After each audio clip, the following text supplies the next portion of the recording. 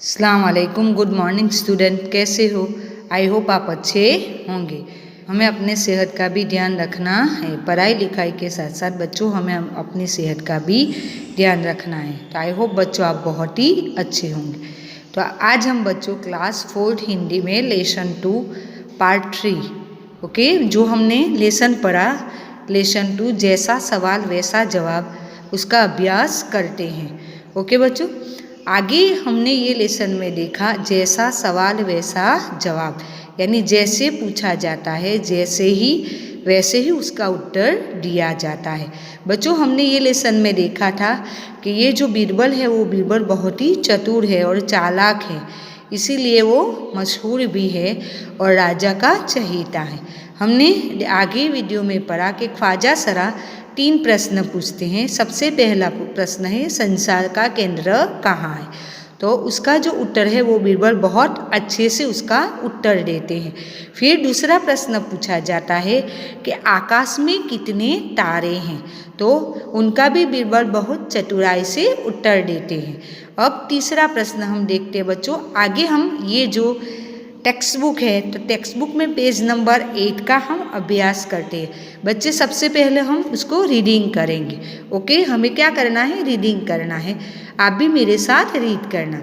बीरबल ने एक भेड़ मंगवा कर कहा, इस भेड़ के शरीर में जितने बाल हैं उतने ही तारे आसमान में हैं।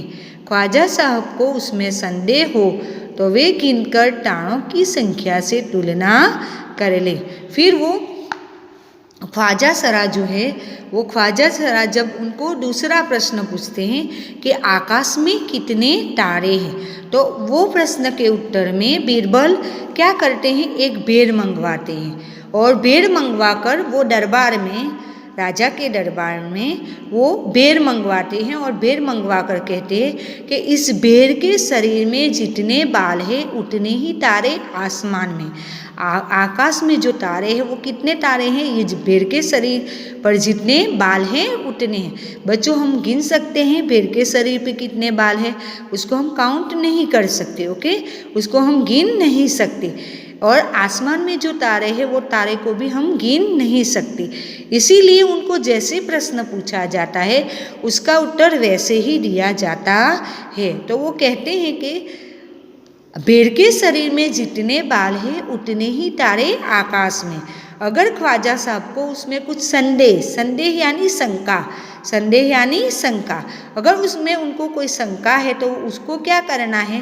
तारों को गिनना है और भेड़ के शरीर के बाल को गिनना है, फिर दोनों की तुलना कर लेनी है, यानी उसको कंपेयर कर लेना है कि वो दोनों सेम है। उस दोनों को काउंट करके उनको उस एक दूसरे के साथ उसको कंपेयर करना है। तो दूसरा जब उनको प्रश्न पूछा जाता है, दूसरा प्रश्न कौन सा होता है बच्चों?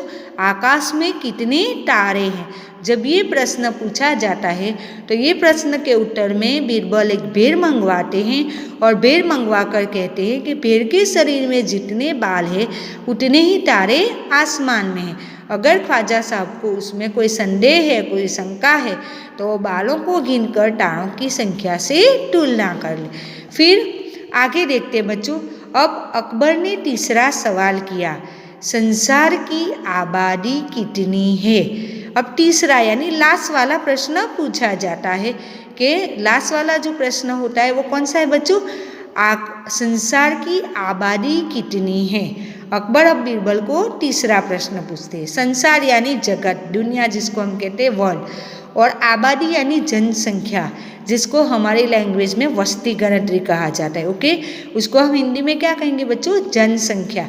यानी संसार में कितने लोग हैं, पूरी जो दुनिया है वो दुनिया में कितने लोग हैं वो उनको बताना है, वो उनको तीसरा प्रश्न पूछा जाता है।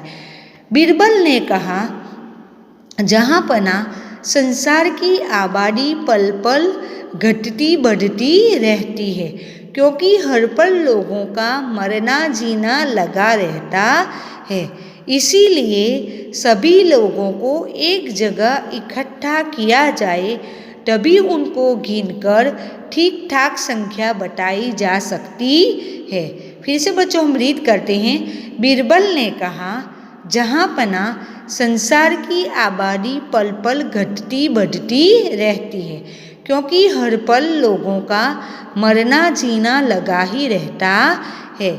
इसीलिए सभी लोगों को एक जगह इकट्ठा किया जाए, तभी उसको गिनकर ठीक ठाक संख्या बताई जा सकती है। जब बीरबल को तीसरा प्रश्न पूछा जाता है बच्चों, तीसरा प्रश्न कौन सा होता है? तीसरा प्रश्न यह है कि संसार की आबादी कितनी है, संसार में कितने लोग हैं, वो पूछा जाता है। तब बीरबल उसका आंसर देते हुए कहते हैं कि जहाँ पर ना संसार की आबादी पल पल घटती बढ़ती रहती है। संसार यानी जगत, जैसे हमने आगे देखा कि ये जो दुनिया है, ये दुनिया की जो आबादी है, ये जो जनसंख्या है, वो हर पल, सेकंड जिसको हम कहते हैं, क्षण जिसको कहा जाता है, वो पल पल घटती बढ़ती रहती है। क्योंकि कितने लोग मरते हैं और कितने लोग पैदा होते हैं, वो नए लोग आते हैं और कितने लोग मर जाते हैं। तो इसीलिए यहाँ ये जो लोग आते जाते रहते हैं, मरते जीते रहते हैं, आते जाते रहते हैं, इसीलिए हम उसकी जो संख्या है वो संख्या नहीं बता सकती। अगर सभी लोगों को हम एक जगह इकट्ठा करते हैं, सभी यानी सारे दुनिया के लोगों को हम एक ही जगह पर एक ही साथ सारे लोगों को हम इकट्ठा करते हैं, फिर उनको हम गिनकर उसकी जो संख्या है वो ठीक ठाक संख्या बताई जा सकती है। बच्चों ऐसे हो सकता है? नहीं हो सकता कि पूरी दुनिया के लोगों को एक साथ एक ही जगह पे इकट्ठा करना पॉसिबल नहीं होता है। बच्चों वैसे मैं आपको बताती हूँ, वैसे हर 10 साल के बाद ये जो जनगणना होती है, जनसंख्या यानी जो वस्ती गणतरी होती है, वो हर 10 साल के बाद होती रहती है और उसमें हमें ये जो उनकी संख्या बताई जाती है या जो लोग बताए जाते हैं, संख्या बताई जाती है, कंप्लीट नहीं होती। उसका अंक जो होता है, नंबर जो होता है, वो आगे नीचे होता रहता है। वैसे हमारे देश में हर 10 साल के अंदर 10 साल के बाद ये जो जनगणतरी है, ये जो वस्ती गणतरी है, वो होती है। ओके, अब आगे देखते हैं। आगे पहले बच्चों हम उसको रीड करते हैं। बादशाह तो बीरबल के उत्तरों से संतुष्ट हो गया, लेकिन ख्वाजा साहब नाक मुंह सिकोड़ कर बोले, ऐसे गोलमोल जवाबों से काम नहीं चलेगा जनाब। बीरबल बोले, ऐसे सवालों के ऐसे ही जवाब होते हैं, पहले मेरे जवाबों को गलत साबित कीजिए, तब आगे बढ़िए। ख्वाजा साहब से फिर कुछ बोलते नहीं बना। ओके, फिर वो ये जो बीरबल है, बादशाह तो बीरबल के उत्तरों से संतुष्ट हो गया। बादशाह तो बीरबल के उत्तरों से संतुष्ट यानी उनको संतोष हो गया, उनको अच्छा लगा, उन्होंने जो उत्तर दिया वो उनको सही लगा, उसको संतोष हो गया कि चलो बीरबल ने जो उत्तर दिए वो सही है। अकबर बीरबल के उत्तरों से संतुष्ट हो जाते हैं, उनको सही लगते हैं, लेकिन ख्वाजा सरा नाक भों सिकोड़ कर बोले। नाक भों सिकोड़ना यानी अप्रसन्नता व्यक्त करना, ये हमें पसंद नहीं है।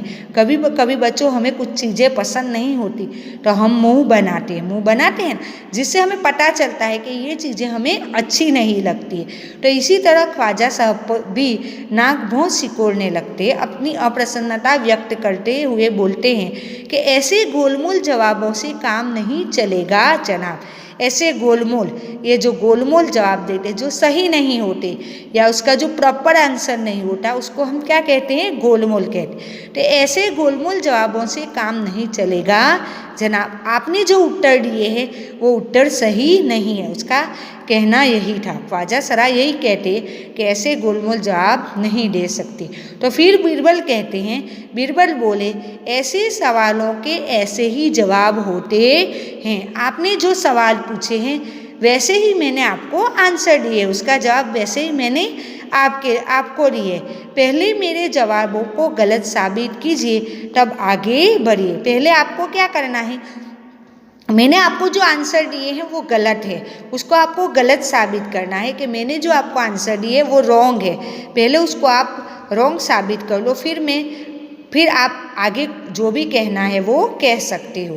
ख्वाजा साहब ने से फिर कुछ बोलते नहीं बना।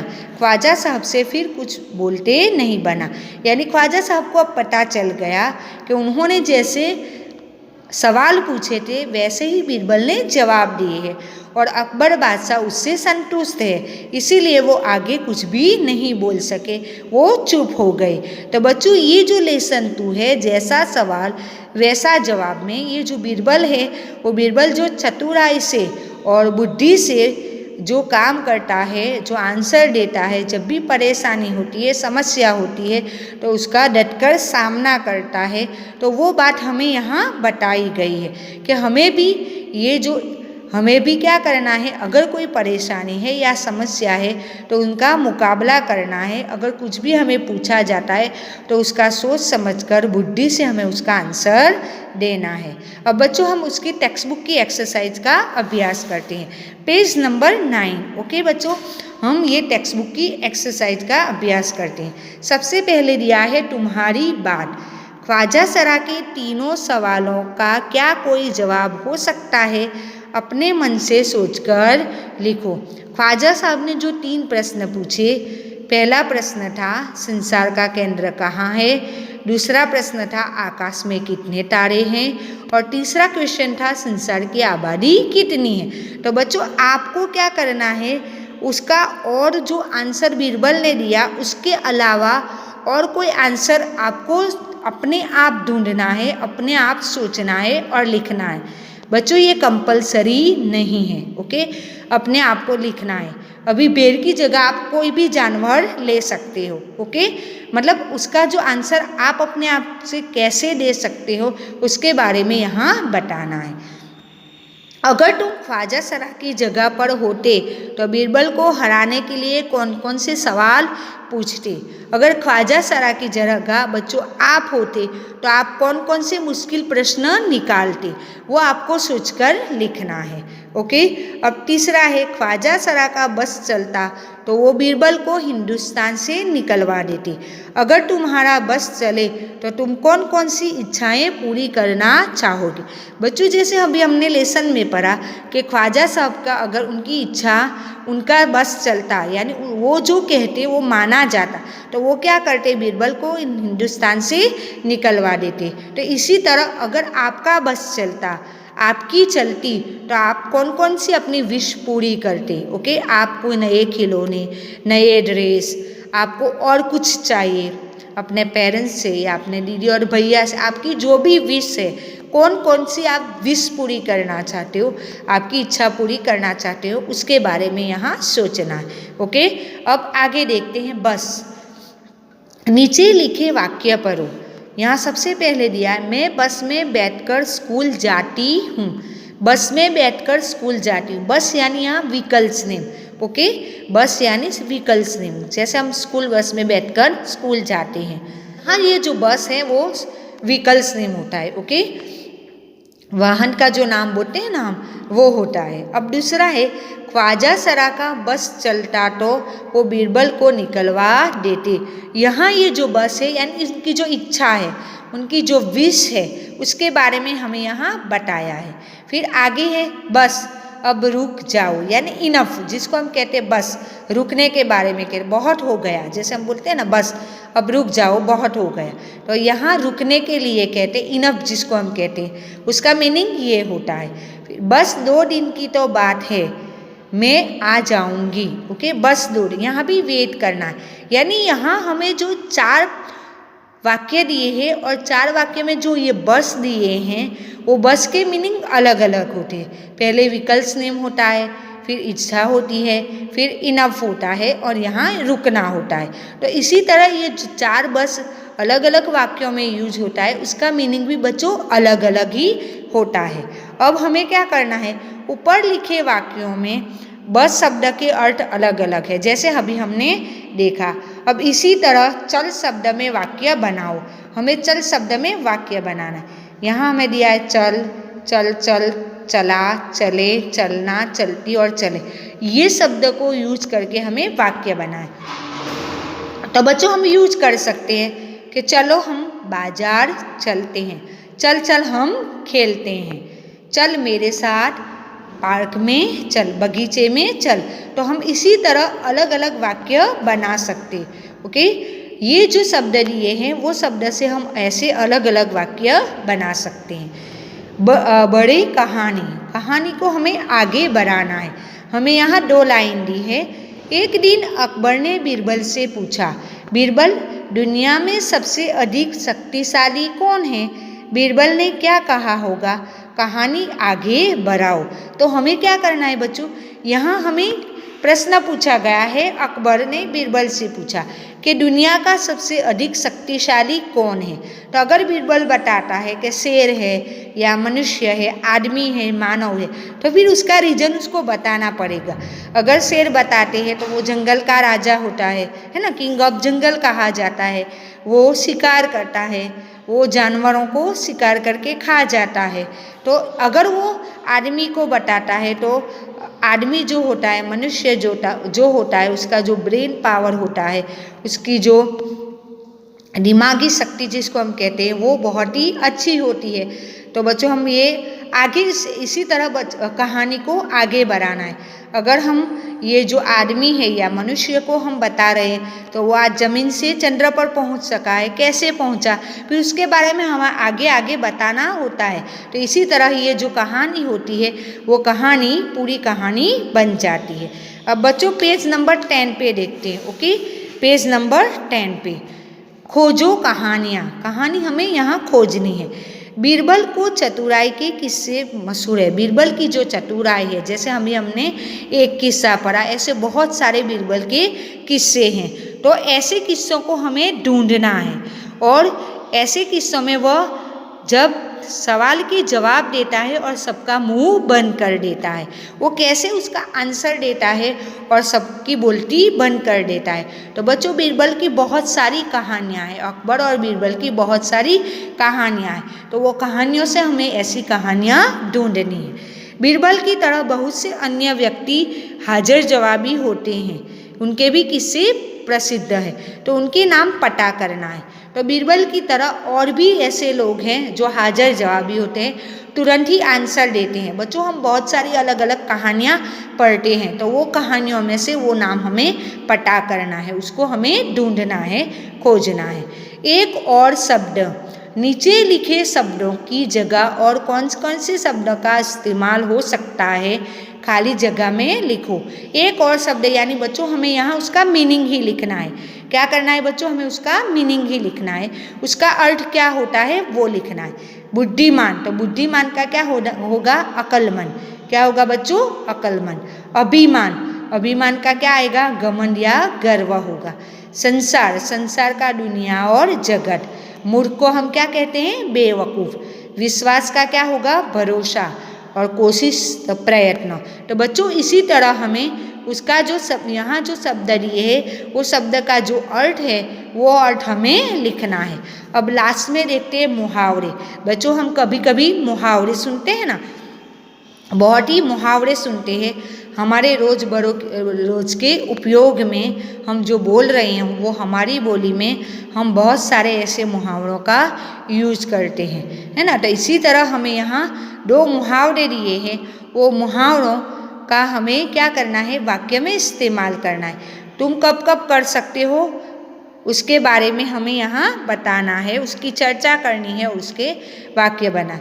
बच्चों वैसे हम बहुत सारे हम बोलते हैं जैसी करनी वैसी भरनी, है ना। हम बोलते हैं ना जैसी करनी वैसी भरनी। हम कभी बच्चे आपस में खेलते हैं और एक दूसरे के साथ अगर कुछ होता है तो हम अलग अलग मुहावरे का यूज करते हैं। वो हमें पता नहीं चलता कि ये मुहावरे है, लेकिन ये हमारी ये जो लैंग्वेज, ये जो बोली है, वो बोली में हम मुहावरों का इस्तेमाल करते हैं। हमें यहाँ 2 मुहावरे दिए हैं। नाक भौं सिकोड़ना, बच्चों उसका मीनिंग होता है नाक भौं सिकोड़ना यानी अप्रसन्नता व्यक्त करना। क्या करना, अप्रसन्नता व्यक्त करना। उसको हम वाक्य में ऐसे बना सकते हैं कि बीरबल के जवाब सुनकर ख्वाजा सराय ने अपने नाक भौं सिकोड़े। आप कुछ और भी वाक्य बना सकते हो, अपने आप भी लिख सकते हो, लेकिन मैंने हमारे लेसन के अकॉर्डिंग आपको बताया है कि नाक भौं सिकोड़ना यानी अप्रसन्नता व्यक्त करना। बीरबल के जवाब सुनकर ख्वाजा सरा ने अपने नाक भौं सिकोड़े। ओके, अब नेक्स्ट है कलई खुलना। कलई खुलना का मीनिंग क्या होता है बच्चों? पता चलना। कलई खुलना यानी पता चलना। उसका मीनिंग क्या होगा? पता चलना। कलई खुलना यानी पता चलना, जानकारी प्राप्त होना। अब उसका हमें वाक्य बनाना है तो चल जाएगा। कलई खुलना यानी पता चलना। मेरे दोस्त ने मेरे साथ जो भी सलूक किया उसकी कलई खुल गई, यानी उसका मुझे पता चल गया, यानी कलई खुल गई। तो बच्चों आप इसी तरह कोई भी वाक्य बना सकते हो। आप टेक्स्ट बुक के अकॉर्डिंग भी बना सकते हो या अपने अकॉर्डिंग भी आप बना सकते हो। ओके बेटा, तो यहाँ हमारी ये जो टेक्स्ट बुक की एक्सरसाइज है इसका अभ्यास पूर्ण होता है।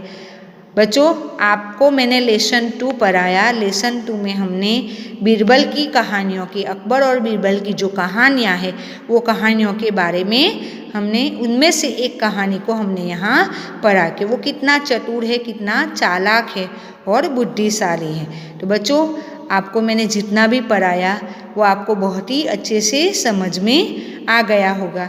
बच्चों आपको अपनी सेहत का ध्यान रखना है। थैंक यू, धन्यवाद।